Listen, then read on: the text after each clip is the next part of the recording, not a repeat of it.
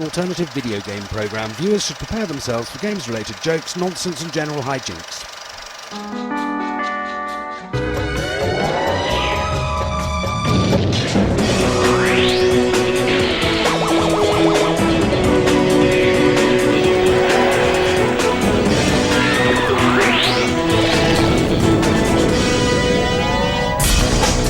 On today's show, I dogfight for real in a coffin-sized plane. Metal Gear Solid faces up to Splinter Cell. We take a look back at the making of Earthworm Jim, and we kick off the world's first professional virtual football tournament. Hey viewers, welcome to my brand new show. Today I'm helping out my mate at his fruit and veg stall. I'm selling double entendres by the pair.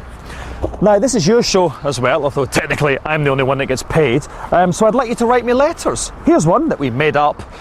Dear When Games Attack, how do I finish the train level on Splinter Cell Pandora tomorrow on the Xbox? From Ahmed Harazi. Well Ahmed, we've actually started the When Games Attack Tips hotline. Yes, it costs £400 a minute. We've got a lovely little automated menu system that will get you to the tip you want in under an hour. And remember, don't get permission from whoever pays the bill. They're probably too busy. You know, the Japanese don't always produce games full of flawless perfection. Sometimes they're so barmy and quite literally rubbish, it's a blessing they're 6,000 miles away. So let's salute the little fellas today with our top 5 worst games that should never have ever left Japan.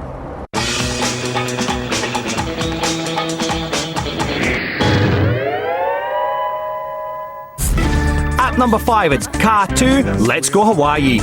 If the bad guys in this game are insect-hating sadists, then you can figure out who the good guys are.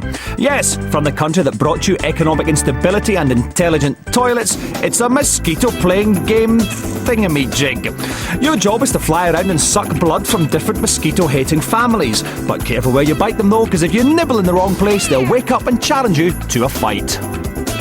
This game may be original, but it doesn't stop it being barking.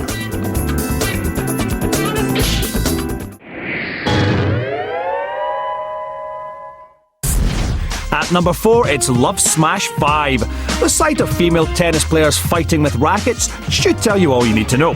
If this is the Japanese take on women's tennis, they should stay well away. Love Smash 5 strips women of their regulation tennis uniform and forces them to play in clothes woven in a pervert's dream. The ladies themselves have obviously been missing their lessons. They're rubbish. They either spend their time being hit with flying balls or falling over like a bunch of girls. Later in the show we'll reveal who's in the number 3 and 2 berths in our top 5 games that should never leave Japan. Hey, don't film my nuts. You know, running a fruit and veg stall is a marvellous profession. You've got the early starts, the cold wet mornings, the rude customers, and the prospect of a supermarket coming along and destroying your whole lifestyle. It really is marvellous. Let's find out about some other people's chosen careers in today's Behind the Game.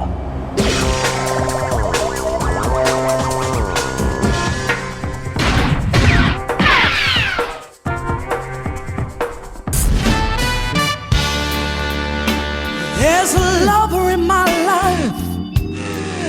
He sends me gifts and flowers. My name's David Perry. I'm the president of Shiny Entertainment based in Newport Beach, California. At the time we were listening to REM on the radio playing Shiny Happy People, and so we just thought we'll call it Shiny.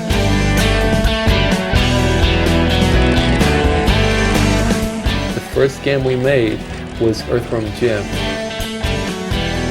Earthworm Jim was about a character that was this worm who was a regular worm, and out in space we have this intergalactic battle fighting over this incredible suit, which the person who has this suit controls the universe kind of thing. Whoa, this love in my life. One thing that I think made Earthworm Jim work was there was no rules, but we could basically do anything we wanted, and we realized it's fun to beat up the character that you're playing. I'm not sure if Nintendo, when they first looked at our game, they probably thought, what are these guys on? Like, what are they doing? I mean, this thing's crazy. But the fact is, it definitely seemed to strike a chord with gamers who were used to playing games that weren't funny.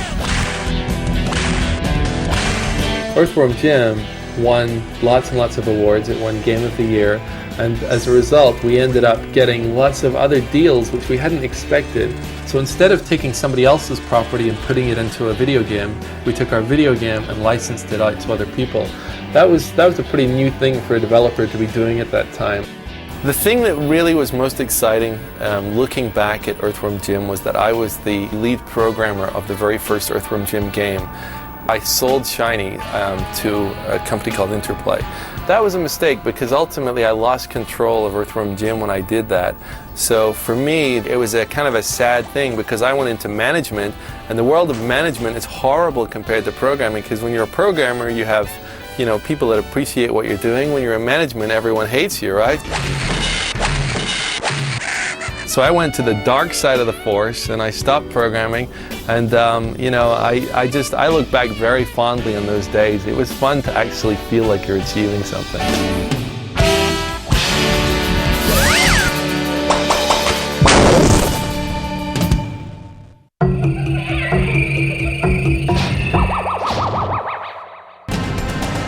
We scoured the Premiership and the Championship in search of the best Pro Evolution players to stage the world's first virtual football competition. 8 pros have to compete through group rounds and knockout stages until one of them has earned the right to be crowned the When Games Attack Football Champion. In Group A, we've got Alexis Nicolas and Darren Curry from Brighton, ex-England pro Lee Sharp and Watford Scott Fitzgerald. Unsurprisingly, at this stage, everyone's bereft of points. Hi-ho folks, it's match 1 in our ginormous football challenge. We've got Lee Sharp against Scott Fitzgerald. I'm going to kick off with Lee first of all. Sharpie, welcome. Thank you very much. The legend that is Sharpie. Let's talk about the Sharpie Shuffle first of all, one of the greatest goal celebrations ever. How did you come up with that? Did you like think, right, I'm going to get the corner flag, I'm going to deliberately do a mic thing? I didn't just come to you? No, it's all sort of off the cuff. I think I'd done it 10-pin bowling or something the week before, so it seemed like a good opportunity to do it again. You are playing as England, so presumably you'll tear off into a 2-0 lead and then blow it all in the second half. Well, hopefully not. But I know that the Italians are a bit defensive, so we're going to have to break them down. Yeah. Some good players on here. Wayne Rooney, just about the best player in Pro Evolution 4. I guess you'll be wanting to get the ball to him a lot. Oh, definitely. We'll have to feed the Rooney man and see what he can do for us. You're playing against Scott Fitzgerald. Scott, a bit of a fairy tale for you, of course, because you came rather late to football, didn't you? Tell us your story. I did, yeah. I was playing non-league and managed at the age of 23 to get into the pro game, and made my mark last season at Watford, so just continuing on with it now. Okay, well, so it's Italy against England. It's going to be a full kind of fixture. Join us after the break to see the denouement, especially if you're French. Before that though, there's just time to catch up with numbers 3 and 2 in our top 5 games that should never leave Japan. At number 3, it's the Dane Bijin. We're not going to judge this game, we'll let the facts speak for themselves. An alien gremlin / crab looky-likey descends from space and bites an innocent bikini-clad girl on the beach. She falls into a deep sleep and wakes up the next day to find, naturally, she's grown into a 300-foot-tall uber babe. As a member of Japan's Special Forces, it's up to you to destroy her by piloting a helicopter and distracting her with loud dance music and a delicious giant cake. We said we wouldn't judge this game. We lied. It's obscene. At number 2, it's Mobile Suit Gundam AUG versus Titans. We've put this in for a couple of reasons. Firstly, for its ludicrously long-winded title, and secondly, because, well, quite frankly, we're sick of this whole giant transforming robot genre, which seems to be ludicrously popular in Japan for reasons unknown to us. The problem is the robots are just dull, and we'd rather watch a bunch of old men fighting outside a pub, which I'm going to do right now. Join us in part 2 to discover the number 1 game that should never leave Japan.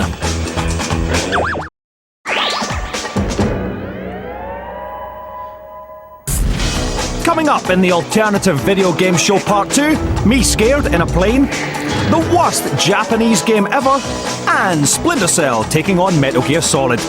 But first, it's time to join Stevie Morgan in the commentary box for our football challenge, Lee Sharp's England versus Scott Fitzgerald's Italy. Cheers, Dominic, and it's England who get us underway, playing in the traditional red, white and blue. Now, as commentator, it's my role to be completely impartial. But that's going out the window today. Come on, England! Stop the eye ties! They're on the attack at the moment. Who's going near him? No one! Oh, and my word, David James forced to make a save. Yes, folks, you heard me right. David James made a save. But now England on the attack, and it's the Italian defence that have stopped them. And Lee Sharp knows that the expectations of a nation rest upon his shoulders. But at half-time, it's 0-0. Look at them both, getting poised, getting ready and focused for the second half. And of course, given Italy's war record, if England were to take the lead, then we could probably expect most of the Italian side to change teams. So we could end up with an England side consisting of 22 players. Oh, that was an outrageous tackle on Beckham. And Lee Sharp knows that this is a golden opportunity and Rooney skies it. Oh, Lord. There's still everything to play for. But it's Italy now, running down that left flank. Who's going near him? No one. Don't be frightened of him, for goodness sake. He's like a hot knife through butter. But James, I don't believe it. They said it was a controversial decision to put David James in goal, but he's earned it. Now what can Rooney do? Nothing. Sharpie, get your act together. But once again, it's the Italians forcing their way through that England defence, and David James didn't have to move a muscle. Lovely stuff. But again, another Italian attack, and the England players have all of a sudden turned ball shy. You heard me, ball shy. But that is no way to clear a ball. That's better. Textbook football. And that's the final whistle. And it ends with Lee Sharp's England 0, Scott Fitzgerald's Italy 0. Well, as 0-0 draws go, that was a pretty good 0-0. Lee had a great chance with Rooney. Yeah, it was a shame he just didn't pull the trigger a bit earlier, really. I thought he had a good chance, but yeah, not a bad performance first game. Now, Scott, I think even Lee would agree that probably Italy had their better share of the chances. Zanetti threw twice, 2 massive runs from deep in his own half. Why didn't you pass when you were in the box? Well, he just saw a few gaps there, and he carried on running through, and unfortunately just lost a bit of composure. As I say, he should have given it to a striker, really, who might have been able to finish them chances. Having had your first game, though, do either of you feel you could go all the way in this tournament? Well, we're going to look to improve, but it's a steady start and a good foundation, so we'll see where we go. Yeah. And how do you fancy your chances, having had your first game under the belt? Yeah, it's early days, but you never know. It's early days. Why doesn't anyone say it's late days?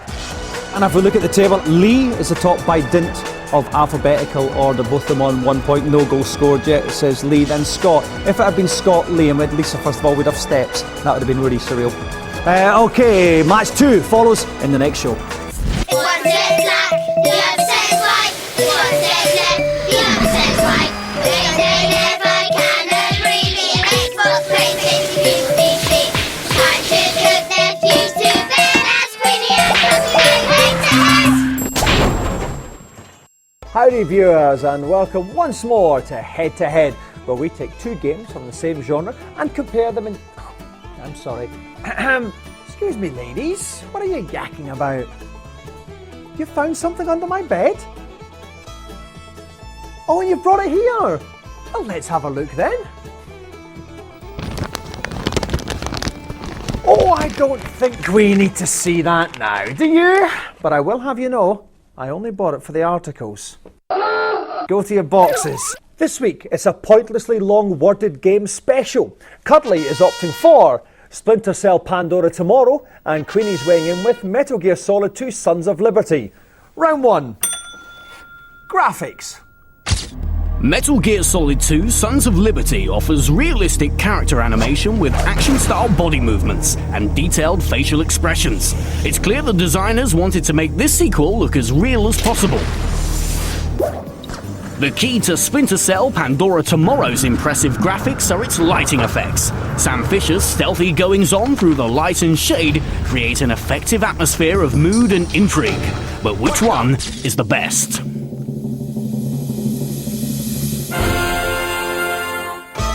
63% of the 100 gamers we surveyed said Metal Gear Solid had better graphics than Splinter Cell. Round 1 to Metal Gear. 2 rounds to go. So, the dim-lit grey and green tones of Metal Gear Solid just pipping the dim-lit grey and green tones of Splinter Cell, which means Queenie takes round 1. Round 2. Story.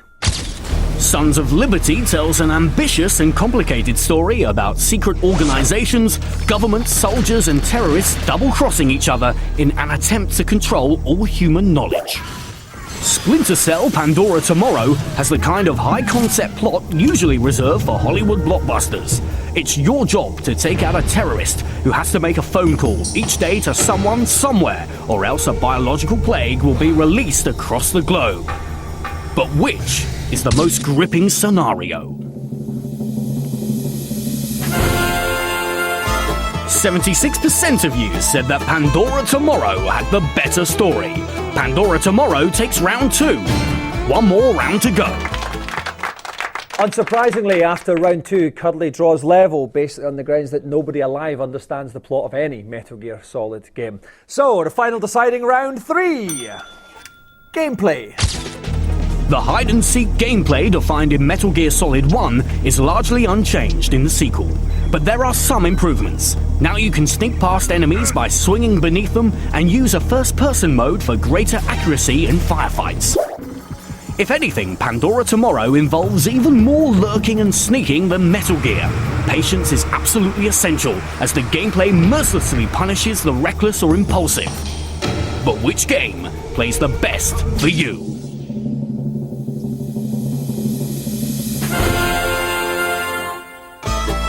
67% of our survey said Splinter Cell Pandora Tomorrow had the better gameplay. Round 3 goes to Splinter Cell, making Splinter Cell Pandora Tomorrow today's winner at 2 rounds to 1. Congratulations, Cuddly, coming from behind to win today's head-to-head 2-1. But where's Queenie the loser today? Oh, there she is. That'll be the forfeit. Cuddly, do you want to do the honours? Go on, you've earned it.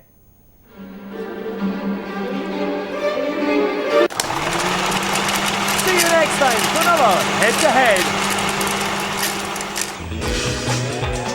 Time now to reveal the number 1 game that should never leave Japan. First, let's look back at the other contenders. At number 5, it's Ka2, Let's Go Hawaii. Why, oh why? At number 4, Women's Tennis Gone Bad, Love Smash 5. At number 3, 50 Foot Pish in the Dane Bijin.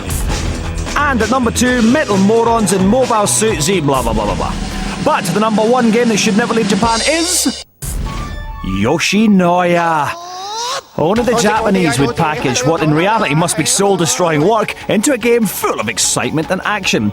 You are a lowly restaurant worker who must serve Yoshinoya, some kind of noodle stuff, to a relentless stream of hungry customers by pushing the required button at the required time.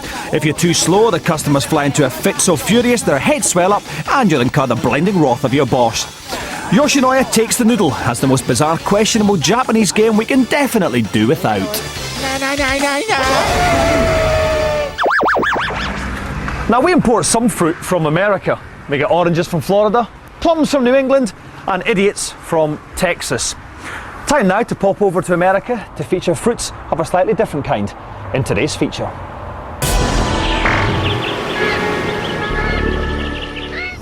In video games, there's a lot of simulation of running around, driving around, flying around, shooting. But what's it like for real? Well, today we're going to put a small orphan in one of these and find out. Unfortunately, that small orphan is me. Air Combat in California specialises in a unique kind of aerial paintball. The tiny stunt planes are dual control, so the instructor does the takeoff and landing, but other than that, they never touch the controls. Great! If you're feeling suicidal.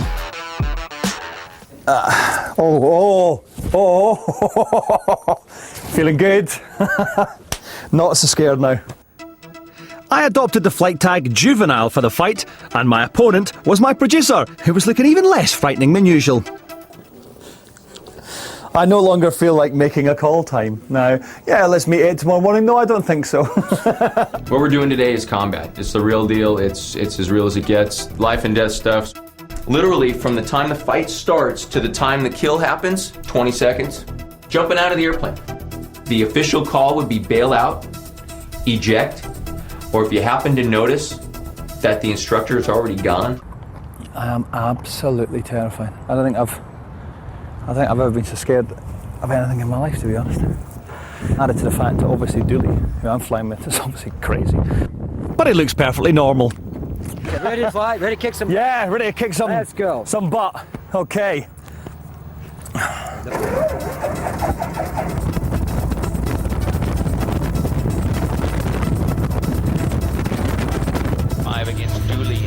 Combat involved a best-of-3 dogfight with hits indicated by smoke canisters firing from the target plane. Now remember, I'm the only one touching the controls here. The basic strategy is pick up speed and try and get behind your opponent, but doing this requires a series of gut-wrenching manoeuvres. Now just watch him. Now bring your nose up and bites on it. Oh! Now look at him. Watch his airplane. It's real important. Oh, you got to turn toward him. Okay, buddy. Now I want you to bring your stick back toward you. Keep your eye on him. Where'd he go? Right there. Now back to the left. I quickly discovered that moving the plane's joystick had an altogether more dramatic effect than the one attached to my PC. Only look at him. Oh! True to form, while I was getting settled, my shifty producer came at me from behind. I think he's about to kill us. Oh yeah, I hate to tell you, ladies. First blood to the boss. Next time we're going to be a little more aggressive, see if we get ourselves a kill here, okay, bud? We're going to come in with the nose down, a little bit of speed, nose down. We're going to bring the nose up and bang toward you. There we go. Keep turning left. We'll let our nose back down. Now, get some speed. Bring your nose up and kill him right now. Kill him. Nose on him. Gun sight. Tracking. Guns, guns. Whoops, guns, guns. Get it right up, yeah. One each. Okay, use your stick a little bit. We're going to come back down. Watch him only. Only his airplane. Ease your cheek just a little bit. Now bring your nose back up. Okay, keep it right in there. Tracking, tracking. Guns, guns, guns, guns, guns. Keep it on him, keep it on him. 20, Mike, right into his canopy. There's his roll. We've got him, we've got him. Keep it coming down now. Nose coming down. Down, down. Smooth, smooth, smooth. A little bit of right stick, right stick. It's smoke. Good kill. I think I may have myself. Give me a high five, bro. Okay, we're all done. Head home.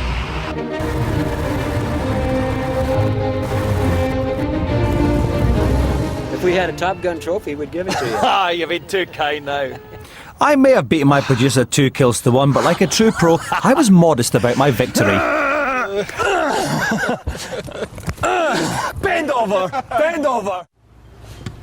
Well, what have we learned today, kids? Basically that no amount of playing flight simulations can prepare you for the sheer physical trauma of G-forces. Unless, of course, you play Chuck Yeager while your best friend punches you in the stomach.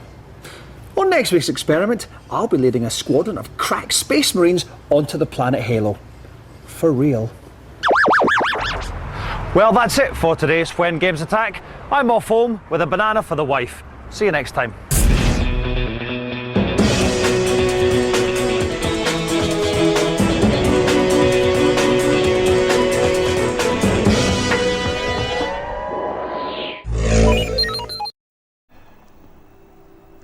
It's everything you'd expect, isn't it? Like a postcard of the dramatic Cornish coastline.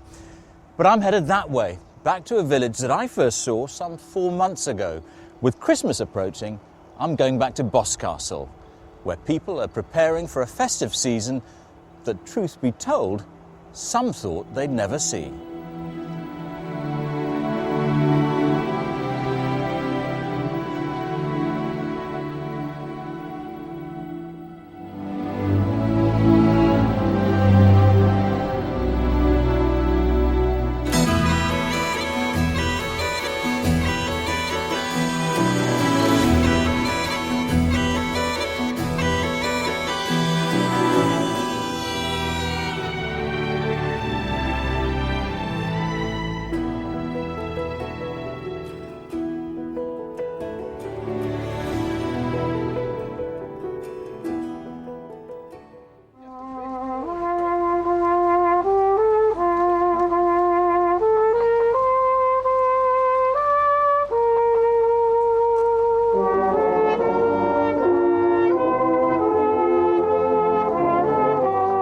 Well, it may be raining again, but the people of Boscastle are getting ready for the annual Christingle service. It's a chance for families to get together, to retell the Christmas story, to reflect on the year gone by, and to look forward to the future. And let's face it, the people here have more reasons to be thankful than most.